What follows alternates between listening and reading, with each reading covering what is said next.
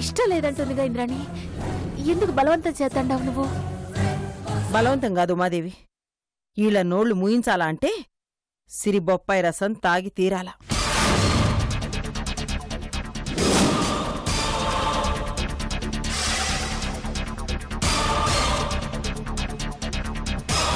తాగు సిరి. అత్త అత్త, ఏం ప్రమాదమే? అవును, నువ్వు నెల తప్పినావు. ఆ విషయం ఇంద్రానికి తెలిసినది. ఏం చేస్తాది? పగోడి వారసుడు నీ కడుపులో ఉండ నీకు వీల్లేదు, తీసేయమనంటాది. నువ్వు తీయను అని మొండికేస్తావు, ఒప్పుకోదు. బలవంతం చేస్తాది. నువ్వు ఎదురు తిరుగుతావు కదే, ఇంట్లో నుంచి వెళ్ళిపోమంటాది. అయితే నువ్వు వెళ్ళిపోవే. నువ్వనుకున్నదేది జరగదమ్మా. నన్ను తన వారసురాలుగా చూస్తుంది కాబట్టి నన్నేమీ చేయదు. నేను సంజుతో కలిసానన్న కోపంతో నా సంజుని చంపేస్తుంది. సంజు ప్రేమకి ప్రతిరూపమైన నా కడుపులో బిడ్డని చంపేస్తుంది. భర్త ప్రేమని చంపుకోవాలా, అమ్మ ప్రేమని చంపుకోవాలా అని ఆలోచించాను. నా మనసు అమ్మ ప్రేమను చంపుకోవడానికి సిద్ధపడింది. అందుకే తాగేశానమ్మా.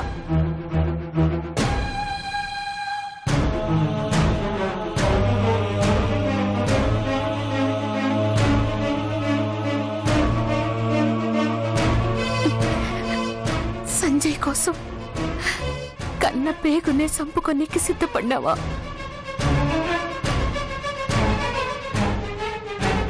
అమ్మ కంటే ముందు నా సంజుకి భార్యనమ్మా. భార్యకు భర్త కావాలా, బిడ్డ కావాలా అంటే భర్తనే కోరుకుంటుంది.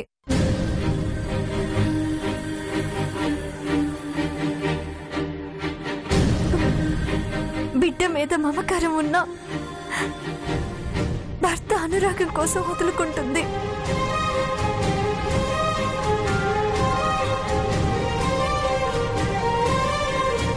జీవితాంతం నీతో కలిసి నడుస్తాను అని అగ్ని సాక్షిగా 7 అడుగులు నడిచిన ఏ భార్య అయినా తన భర్త బతికుండాలనే కోరుకుంటుందమ్మా.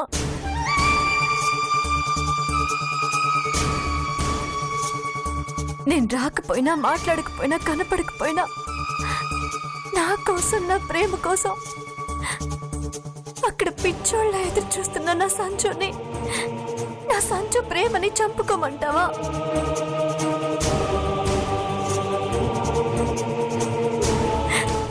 సంజు లేకపోతే నేను కూడా చచ్చిపోతానమ్మా. సరే, అవునమ్మా, నా సంజు ఊపిరి నాకు ప్రాణం. సంజు ప్రాణమే నాకు జీవితం అమ్మా.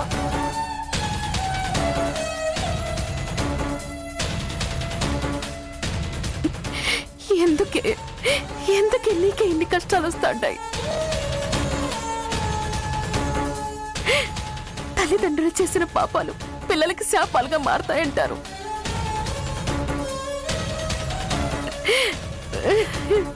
నేను ఏ జన్మలో ఏ తల్లి బిడ్డలు వేరు చేసినానో, ఈ జన్మలో నా బిడ్డకి తన బిడ్డ దూరం అవుతా ఉన్నది.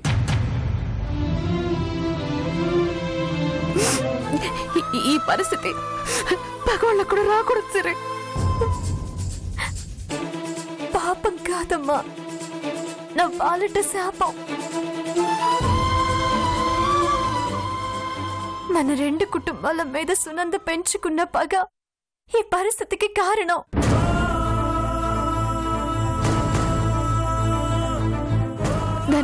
నన్ను ఇప్పుడే చంపేస్తాను. అమ్మా, సునంద అత్త చేతుల్లోనే చావాలి. ఇప్పుడు నువ్వే ఏమైనా సరే, ఏమైనా అదే సరే సరే ఏమైనాదమ్మా? అమ్మా, నా కడుపులో నొప్పిగా ఉందమ్మా. అయ్యో, రసం ప్రభావం చూపిస్తుండదమ్మా. నేను వెళ్ళి డాక్టర్ని తీసుకుంటా.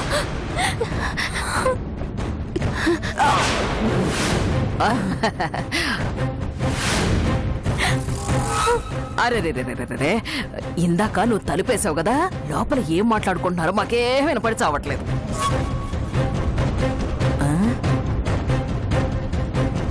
కానీ మీ కళ్ళలో కన్నీళ్లు చూస్తుంటే మాత్రం కడుపు పోతుందన్న బాధ కళ్ళకు కట్టినట్లు కనిపిస్తుంది కదా చాముండి గారు?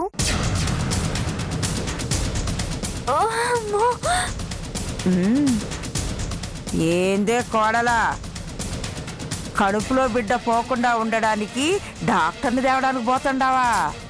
పో. మేం కూడా మా ఇంద్రమ్మ దగ్గరికి పోయి బొప్పాయి రసం తాగితే ఒంట్లో ఉన్న కొవ్వు కరగాలి గాని కడుపులో నొప్పి రావడం ఏందే విడ్డూరం కాకపోతే అని అడుగుతాను. కడుపు నొప్పని అందరికీ తెలుసు. బొప్పాయి రసం తాగితే కడుపుతో ఉన్నోళ్ళకి మాత్రమే కడుపు నొప్పి వస్తుందని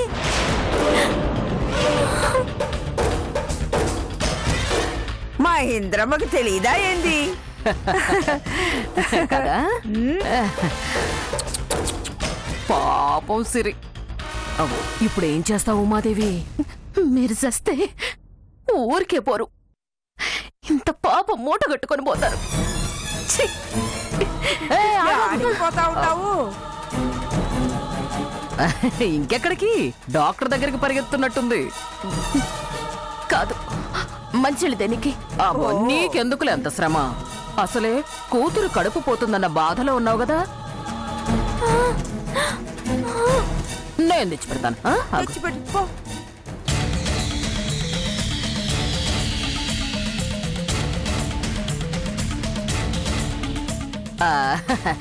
ఇదిగో తీసుకో.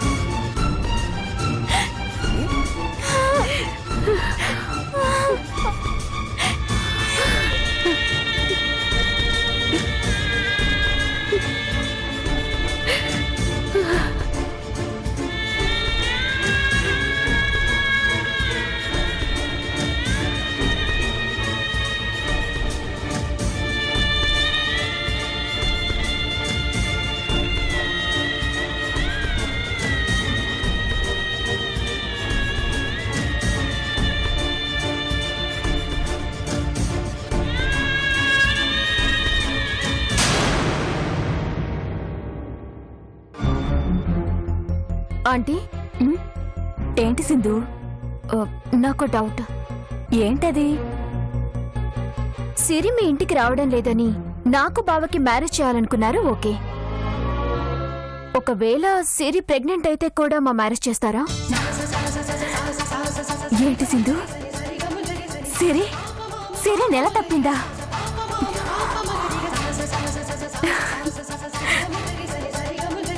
అబ్బే అదేం లేదంటీ, ఊరికే అంటున్నాను. బై మిస్టేక్ సిరి తల్లి అయితే మా పెళ్లి జరుగుతుందో లేదో అని డౌట్ వచ్చి అడుగుతున్నాను. నిజంగా సిరి తల్లవుతుందన్న విషయం తెలిస్తే సంజయ్, నీలాంబరి మీ మావయ్యే కాదు, మీ పెళ్లికి నేను కూడా ఒప్పుకోను.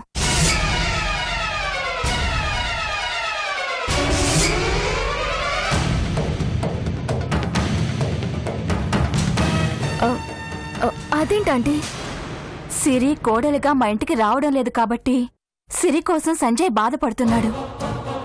ఆ బాధ పోయి వాడు సంతోషంగా ఉండాలనే మీ పెళ్లి చెయ్యాలనుకున్నాను.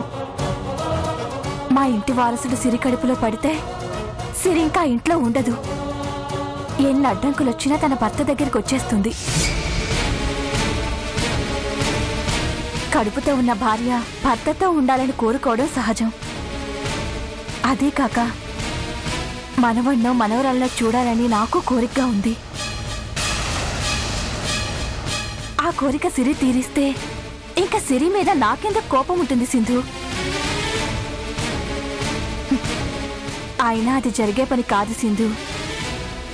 అది భర్తతో ఎన్ని రోజులు కాపురం వెలగబెట్టిందని తల్లి కావడానికి. పట్టుమని ఒక్కరోజు కూడా ఇంట్లో లేదు. ఇంకెలా నెల తప్పుతుంది చెప్పు? సిరి తల్లి కావడం కల్లో కూడా జరగని మాట. నువ్వు దాని గురించి ఏం బెంగ పెట్టుకోకు సింధు. మీ పెళ్లి జరగడం ఖాయం, సరేనా? Okay aunty.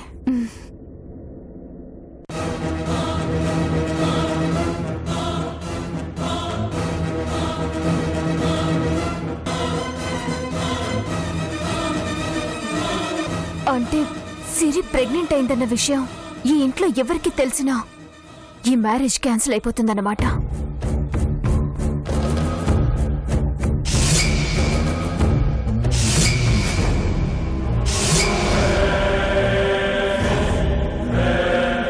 మా మ్యారేజ్ జరగాలి అంటే సిరి ప్రెగ్నెన్సీ పోవాలి.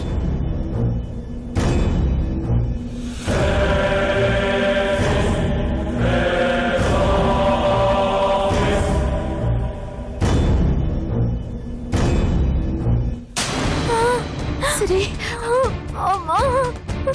అమ్మా సిరి, కడుపులో నొప్పిగా ఉందమ్మా.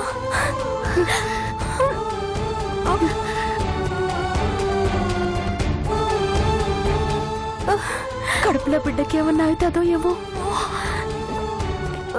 ఇప్పుడేం చేద్దాం సిరి? సిరి కడుపు నొప్పితో బాధపడతా ఉందంటే మనం ఇచ్చిన బొప్పాయి రసం కడుపులో పిండాన్ని మింగేస్తుందన్నమాట. లేదంటే ప్రెగ్నెంట్ కాదు అని మనతోనే అబద్ధం ఆడుతుందా? అత్తకి చెప్పి డాక్టర్ని రమ్మని ఫోన్ చేయించమ్మా. అట్లే. ఏంటి డాక్టర్ కోసమా? డాక్టర్ రావాలి చాముండి గారు, వస్తేనే కదా సిరికి కడుపు పోయిందని నెల తప్పిందన్న విషయం ఇంద్రాణికి తెలిసేది. నువ్వు మాదేవి, నేను పిలుస్తాను. ఇంద్రాణి, ఇంద్రాణి. ఇంద్రమ్మా, ఏమైనాది? సిరి నొప్పితో గిలగిలాడిపోతాండది ఇంద్రాణి. మళ్ళీ నొప్పి వచ్చినాదా?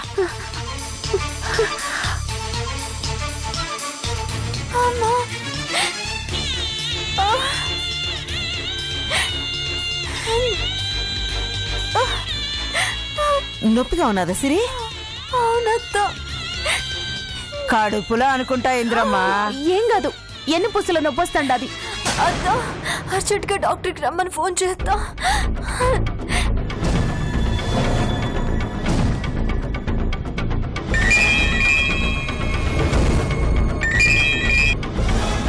హలో, చెప్పండి ఇంద్రాణి గారు. మా సిరి నొప్పితో బాధపడతా ఉండదు, నువ్వు వెంటనే రా. అలాగా, సరే వస్తున్నానండి. కొంచెం ఓర్చుకో సిరి, డాక్టర్ వచ్చేస్తా ఉండదు.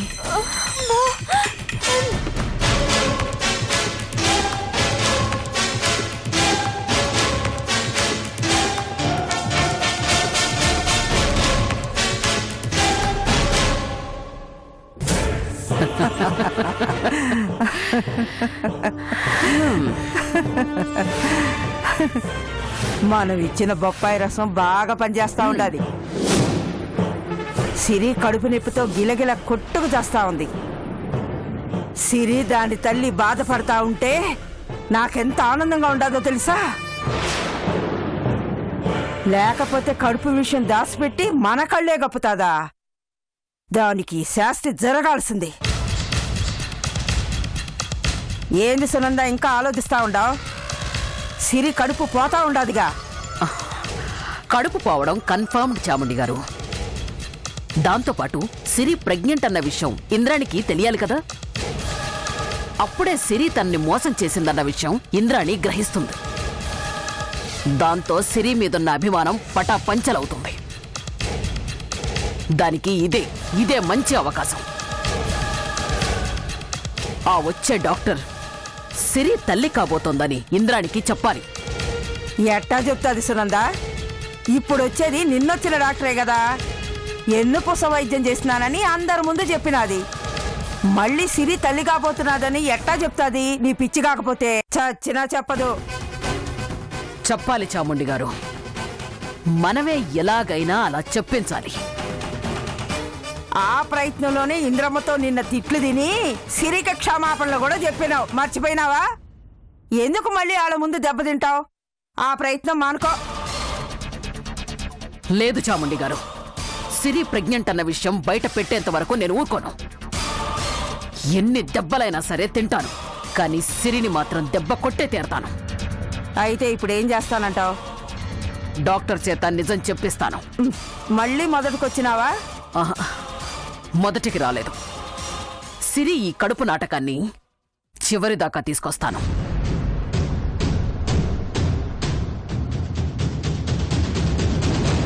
ఎవరికి ఫోన్ చేస్తా ఉండవు సునందా? నా ఫ్రెండ్కి. దేనికి? ఈ టైంలో తన హెల్ప్ చాలా అవసరం చాముండి గారు.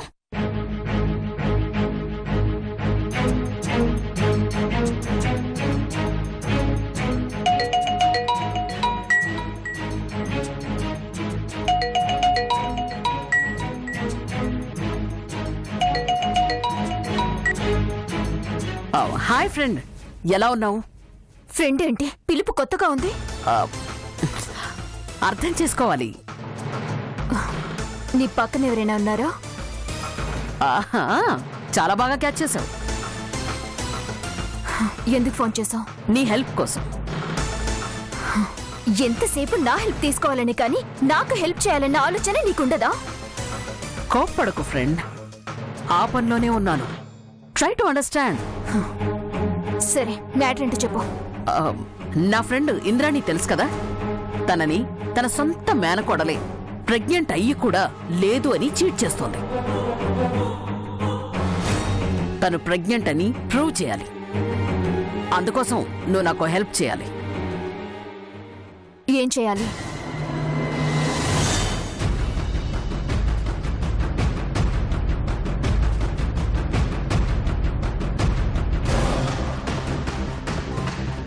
నేను చెప్పింది జాగ్రత్తగా చేస్తావుగా ఫ్రెండ్?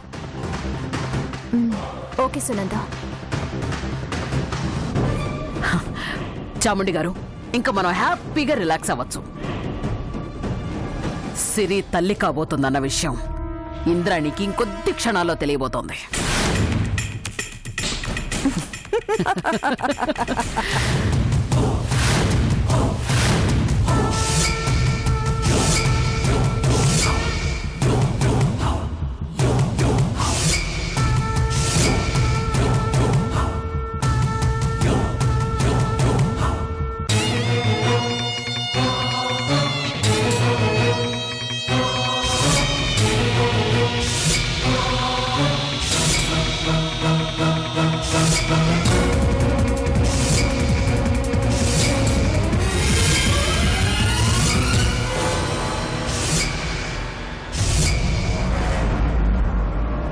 వచ్చే డాక్టర్ని వాంటెడ్ గా అటాక్ చేసినట్టు ఉండకూడదు.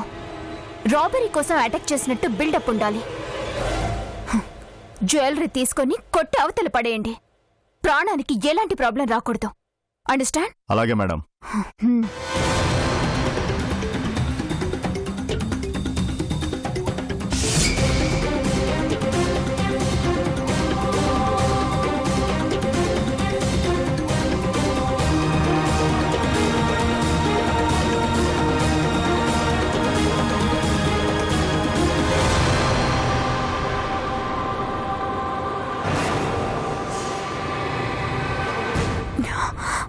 వెళ్ళండి వెళ్ళండి.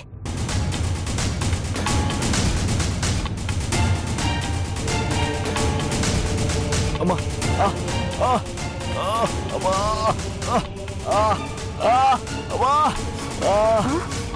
అయ్యో, ఏమై ఉంటుంది తనకి?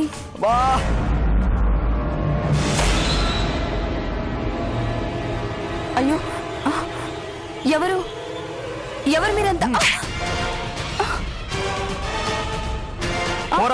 ఎవరు? ఏంటి దౌర్జన్యం? ఎవరు మీరు? పోలీసులకి ఫోన్ చేస్తాను.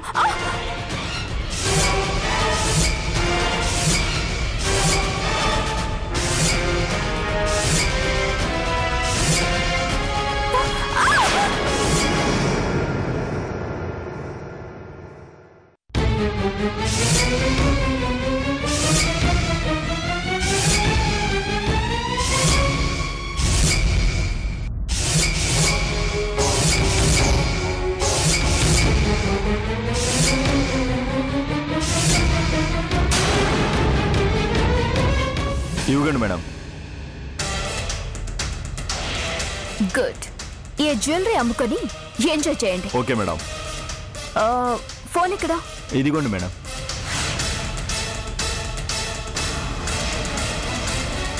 మీరు వెళ్ళండి.